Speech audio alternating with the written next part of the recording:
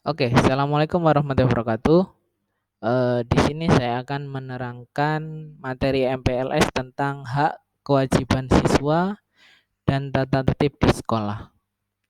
Yang pertama adalah pengertian hak. Nah, di sini pengertian hak adalah milik atau kepunyaan, kewenangan, kekuasaan untuk berbuat sesuatu karena telah ditentukan oleh undang-undang atau aturan. Nah, kemudian hak adalah tuntutan yang dilakukan agar mendapatkan sesuatu karena mungkin punya dasar yang kuat disertai posisi yang mendukung untuk mendapatkannya. Nah, dari situ kita bisa mengambil kesimpulan bahwa hak adalah sesuatu milik kita yang bisa kita ambil atau kita tuntut karena atas dasar yang kuat. Jadi memang itu hak kita, makanya kita bisa memintanya atau menuntutnya seperti itu. Kemudian pengertian kewajiban. Di sini kewajiban adalah sesuatu yang harus dilakukan atau dilaksanakan. Terus kewajiban adalah keharusan memenuhi sesuatu tuntutan ataupun yang terjadi dalam kondisi apapun itu dan akan ada suatu imbas balik bila kita memenuhi maupun tidak memenuhi perkara tersebut. Nah, namanya juga kewajiban, pasti kita harus melaksanakannya.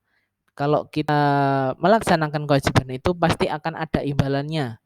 Contoh, kayak kita kewajibannya sebagai pelajar mengerjakan tugas atau untuk belajar, maka imbas baliknya pada kita adalah kita akan mendapatkan hasil atau poin atau nilai ketika kita mengerjakan tugas. Kalau belajar, maka hasil yang kita peroleh adalah kita akan menjadi pintar, menjadi lebih tahu tentang pelajaran itu. Itu. Cuman nanti ada imbasnya juga kalau semuanya kita tidak melaksanakan kewajiban itu. Contoh, kita tidak melaksanakan piket kelas, padahal itu wajib untuk kita. Nanti imbasnya apa? Kelas menjadi kotor, kemudian kita juga pasti akan kena marah atau kena sanksi karena tidak melaksanakan kewajiban tersebut. Tuh. Kemudian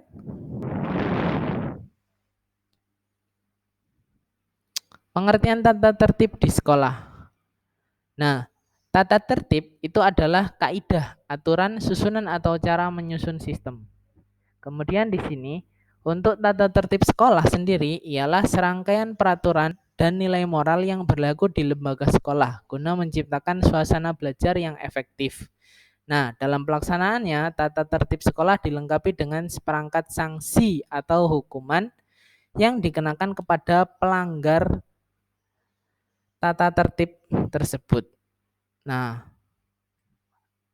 bisa kita artikan bahwa tata tertib itu merupakan aturan atau undang-undang kalau di dalam sebuah negara yang mengatur atau membuat kita agar taat pada aturan yang ada. Itu. Jadi nggak sembarangan kita kalau bahasa Jawanya sakarpe dewe. Nah, itu nggak bisa. Jadi ada aturan atau kaidahnya yang harus kita taati ketika di sekolah. Kemudian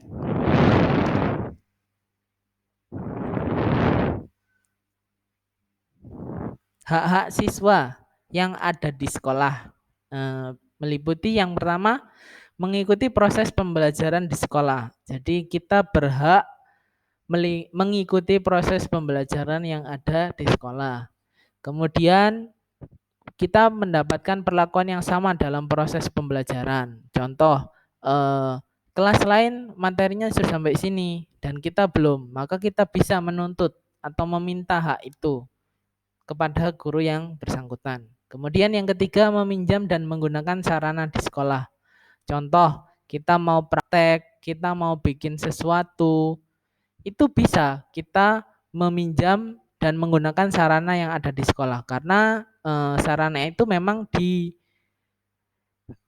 digunakan untuk siswa atau disediakan untuk siswa tadi. Jadi ketika kita mau bikin video, bikin aplikasi atau pinjam alat, itu bisa.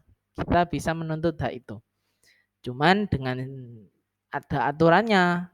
Contoh kita mau pinjam barang ini, tapi kita juga harus punya kewajiban menjaganya agar barangnya tidak terjadi kerusakan atau apapun. Kemudian mengikuti kegiatan ekstrakurikuler di sekolah. Kita juga menuntut hak itu. Contoh, di situ ada ekskul pramuka, kemudian ekskul pencaksilat dan lain sebagainya. Kita bisa ikut, kita boleh atau mempunyai hak untuk mengikuti ekstra itu. Karena apa? Kita mungkin ingin mencari refreshing atau menimba ilmu yang lain atau meningkatkan potensi kita. Itu. Kemudian menjadi pengurus OSIS atau anggota kepanitiaan dalam kegiatan kesiswaan. Contoh ada kegiatan Pondok Ramadan, kemudian Maulid Nabi dan lain sebagainya. Itu kita bisa mengajukan diri untuk ikut menjadi anggota panitia atau pengurus OSIS di dalam situ. Kemudian mendapatkan bimbingan dari para guru dalam upaya mencapai prestasi secara optimal. Maksudnya di sini kita mempunyai hak untuk mendapat pembelajaran khusus. Contoh, Bu saya lebih unggul di materi ini, saya ingin mendapatkan bimbingan yang lebih banyak untuk materi ini. Apa bisa? Nah, itu bisa kalian minta agar kalian lebih paham dalam menguasai materi itu sehingga bisa kalian terapkan di kehidupan selanjutnya. Kemudian kewajiban-kewajiban siswa yang ada di sekolah antara lain ada 10. Yang pertama, menghormati dan menghargai para guru, kepala sekolah, dan karyawan. Wajib. Karena apa? Di sini kalian sudah menjadi tanggung jawab sekolah. Otomatis kalian harus menghargai guru sebagai orang tua kedua kalian, kepala sekolah yang menaungi kalian, serta staf dan karyawan yang ada di sekolah. Kedua, sopan dan santun dalam berbicara dan bertingkah laku. Nah, namanya seorang pelajar, pasti kita harus memiliki tata krama, sopan santun saat berbicara kepada orang yang lebih tua terhadap kita. Kemudian mengikuti proses pembelajaran sesuai dengan waktu yang telah ditetapkan sekolah secara tertib. Wajib, contohnya masuk jam 7 ya, jam 7 atau sebelum jam 7 sudah ada di sekolah. Kemudian selalu hadir di sekolah paling lambat 5 menit setelah tanda bel masuk ruang kelas yang dibunyikan. Jadi contoh kalian terlambat, itu enggak boleh lebih dari 5 menit. Karena apa? Nanti bakal mengganggu pembelajarannya. Kemudian kalian juga telat menerima pembelajaran. Tuh. Kemudian selalu aktif mengikuti kegiatan upacara bendera. Ya, ini kan wajib. Soalnya upacara bendera memperingati atau menghormati bendera merah putih. Jadi kita harus ikut melaksanakan upacara bendera. Terus selalu aktif mengerjakan tugas yang diberikan guru dengan tertib dan melaporkan atau menyerahkan tugas tepat waktu. Nah, ini juga ketika di kelas guru memberikan materi, guru memberikan tugas, kalian harus mendengarkan dan mengerjakan apa yang diberikan oleh guru tersebut. Jika tidak mengerti atau tidak tahu, kalian bisa tanya, kan itu punya hak kalian.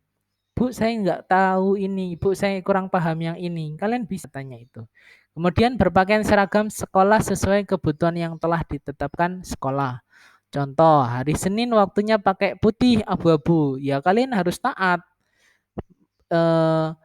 Harus memakai seragam yang sesuai dengan jadwal tersebut. Kalau tidak sesuai maka ya namanya ada aturannya, pastinya harus kita taati itu. Kemudian memelihara rambut dengan rapi. Nah, ini juga yang sering kita jumpai waktu di sekolah, itu anak-anak kurang menata rambutnya atau memelihara rambutnya dengan rapi. Panjang boleh, cuman kan harus rapi. Kira-kira seorang pelajar itu rapinya rambutnya kayak gimana? Itu kalian harus bisa menyesuaikan. Kemudian selalu memelihara kebersihan perlengkapan pembelajaran seperti buku, alat tulis, dan lainnya. Nah, ini maksudnya contoh kalian ke sekolah terus ndak bawa atau ndak punya pensil, pinjem ke temannya. Nah, itu harusnya kan eh, nggak bisa atau nggak boleh. Karena apa? Kalian harus melengkapi perlengkapan kalian sendiri pembelajarannya. Kalau tidak gitu nanti pasti akan mengganggu teman sebangkunya. Kemudian selalu memelihara dan menjaga kebersihan kelas. Ini juga penting. Eh, ada piket kelas. Nah, di situ nanti akan ada jadwalnya yang bagian membersihkan papan siapa, yang bagian membersihkan kelas siapa. Itu harus kalian taati karena itu kelas kalian jadi kalian harus bisa membersihkannya dan menjaga kebersihannya. Kemudian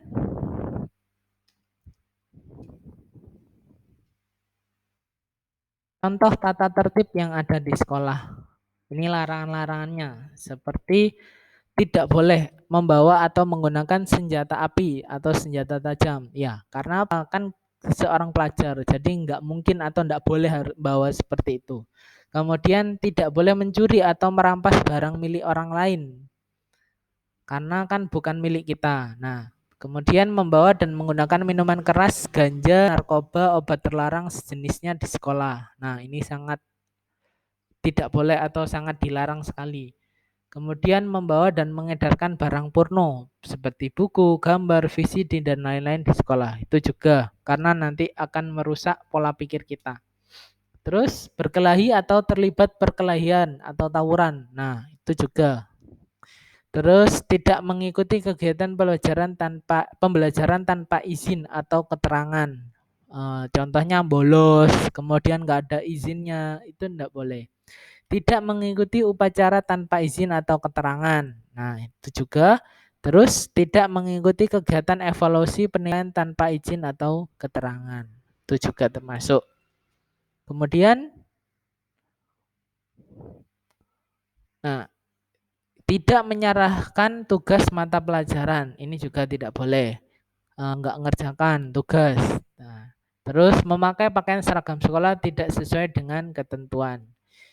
Kemudian memelihara rambut tidak sesuai dengan ketentuan sama kayak yang tadi, mengecat rambut selain warna hitam. Nah, ini juga tidak boleh karena eh, mewarnai rambut itu enggak tidak dibolehkan kalau di sekolah. Kemudian memakai pakaian seragam sekolah kotor atau tidak disetrika. Nah, itu harus kalian kan sudah mulai dewasa, masuk SMK atau SMA. Jadi harus bisa menata diri kalian, memakai pakaian yang bagus atau memakai pakaian yang rapi biar terlihat kalian bisa dihormati orang lain. Kalian harus bisa menata diri kalian sendiri. Kemudian tidak memelihara kebersihan kelas. Nah, itu juga tidak memelihara kebersihan sarana atau peralatan kegiatan pembelajaran. Dan yang terakhir tidak memelihara kebersihan lingkungan sekolah. Dah, mungkin itu yang bisa saya sampaikan. Apabila ada salah kata, saya mohon maaf yang sebesar-besarnya. Assalamualaikum warahmatullahi wabarakatuh.